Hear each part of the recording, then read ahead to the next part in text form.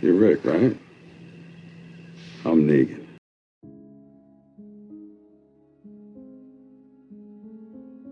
Negan was introduced in the monumental 100th issue of The Walking Dead. He quickly became a fan-favorite character, and even one of the favorite characters of The Walking Dead creator Robert Kirkman. So in 2016, when Image Plus was looking for something to put in the back of the magazine to draw in more readers, Here's Negan was born. This series also came out shortly after Negan was introduced in the Walking Dead TV show. Now let me first start by saying, if you couldn't tell by the title of this video, I was not a huge fan of this comic series. So my spoiler-free review for you is to skip it unless you're really a huge Negan fan and you just have to have more. Without further ado, let's get into the story. The comic opens with Negan playing ping pong in his garage with a group of kids. He's just one against one of them, and he cusses them out in celebration. The kid leaves in tears, running home to his mother. His mother calls Negan's house, where his wife Lucille picks up. She angrily storms into the garage, afraid Negan is going to lose his job as a PE teacher. While the couple argues, Lucille suddenly collapses. She's rushed to the hospital, where they learn she has cancer. We then have a montage of Negan continuing to go throughout his life, and we learn he's been sleeping with another woman, but he breaks it off, just wanting to be with Lucille. Time passes, and Lucille never gets better, and while they're at the hospital one day, people start telling Negan to get out, but he decides to stay with Lucille. She passes, right before a noise outside distracts Negan, and when he looks out the window, he sees a car overrun by what seems to be a mob of people. Then, a choking from behind causes Negan to spin around, and he sees Lucille fall out of the hospital bed. At first, Negan thinks she's woken up, but as blood pours from her mouth and her vacant eyes fall on his, he realizes she's not alive, or at least not in the way he initially thought. He leaves the room, seeing a kid being attacked by two people. The kid's only defense, a gurney. As the kid calls for God, Negan tells him to call for someone who can actually help, before pulling the people away. The kid yells to Negan that you have to smash their heads to get them to stay down. Pinned to the wall, next to a fire extinguisher, Negan does the only thing he can do. He grabs the extinguisher and uses it to smash in the two walkers' heads. Negan falls to the floor, distraught at the fact he just killed two people. But the kid assures him he's not a killer, since you can't kill what's already dead. Telling the kid he's worn out, he asks the kid to kill the one in the room Negan had come out of. And when he gets back, he asks Negan if that had been his wife. Negan ignores the question, just saying they're all having a bad day. The two leave the hospital, Negan offering the kid a ride. They head to the parking garage, where they make it inside safely, having a conversation where Negan starts to open up.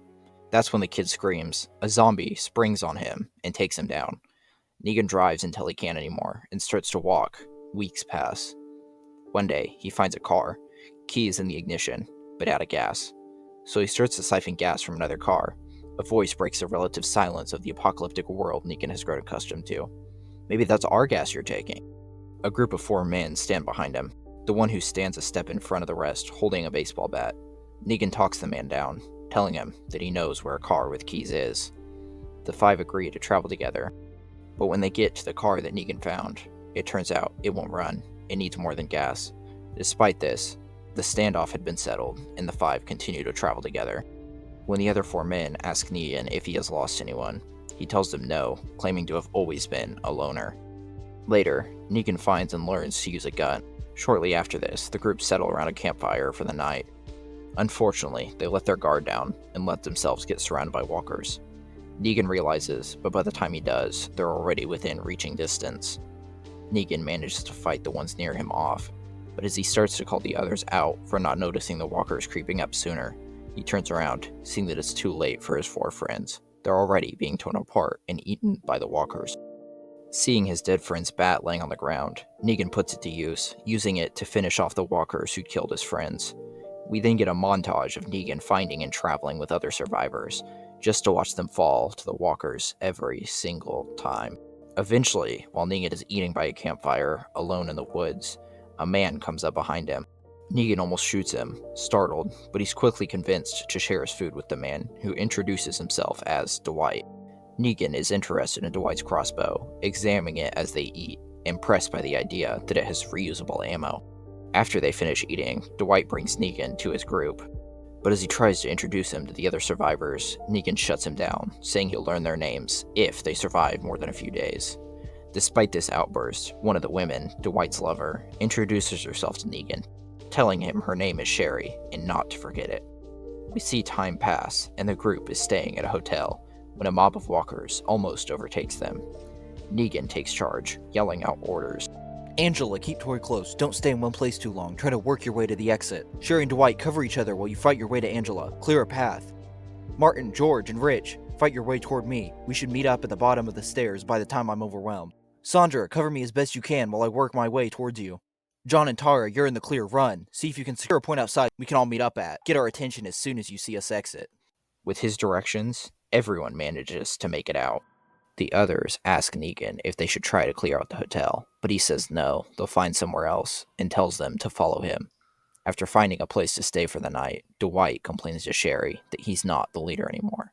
Sherry tells Dwight that he's being immature. The next day, the group moves on, stopping by a store to get warm clothes. Negan finds a leather jacket sitting on a chair. That's when Dwight approaches Negan. You got pretty comfortable telling us what to do. What were you? Before? Negan explains he was a PE teacher, and he just got used to barking orders. Their conversation is interrupted when another group approaches the two men. Negan greets them warmly, but one of the men, presumably the leader, holds a gun on Dwight and Negan. When the leader asks Negan how they know they can trust them, Negan responds, "We have guns too, but we don't aim them at the living. Trust me on that." This convinces the leader, and the two groups decide to travel together.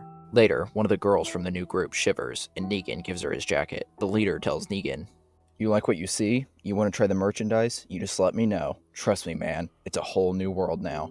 Anything goes." Negan tells him that won't fly, and the leader grows angry, shoving Negan into barbed wire. Luckily, Negan's bat is within reach, and he grabs it, taking out the leader, telling Dwight to watch the others as he wraps his bat with barbed wire. Negan decides to finally talk about Lucille. He gives a speech talking about not being appreciative of the things that they have, saying he didn't realize how lucky he was to have Lucille until she was gone. He dubs his barbed wire-covered bat Lucille, saying whoever follows him, he will use Lucille to protect. After the others agree to follow him, he ends the series by saying, "Here's Negan."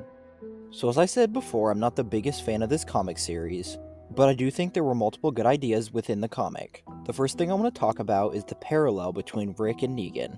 One of the main things with Negan in the main Walking Dead series is the parallels between him and Rick, and Negan himself even points this out. In this series, we learn that Negan started the apocalypse in a hospital, much like Rick. The other moment that I thought was really cool in this series was when cut from Negan not learning the names of the group to him yelling orders and knowing everyone's names. While not the most subtle, I thought it was a cool way to show that Negan had started to care for this group. Those were the two things that stood out to me in this series as being really good. Now, let's get into why I don't really like it. I do like prequels and understanding characters' backstories, but sometimes we don't need to see every single beat. This comic very much felt like a checklist. It felt like the writers were sitting around and they're like, okay, this is how Negan finds the bat. Okay, this is where he finds the jacket. Okay, this is when he gets the barbed wire on it. So unless you're an absolute Negan fanatic, or you just want to have a complete collection of everything Walking Dead, I do not recommend you buy this. Before I bring this video to a close, one more thing I wanted to mention is that there is an episode of the Walking Dead TV show called Here's Negan that also explores Negan's backstory, or at least that's the way I understand it. I considered watching it for this video, but I have not seen the rest of the Walking Dead series, and did not feel like I would have a full understanding or context for what was going on. So if you're a fan of the show and want a better exploration of Negan's backstory, you might try that instead. But I think it's about time to wrap this video up. And that ends my review of this series. If you watched all the way to the end of this video, thank you for watching. I hope you enjoyed it, and if you want to see more in the future, consider supporting me on Patreon.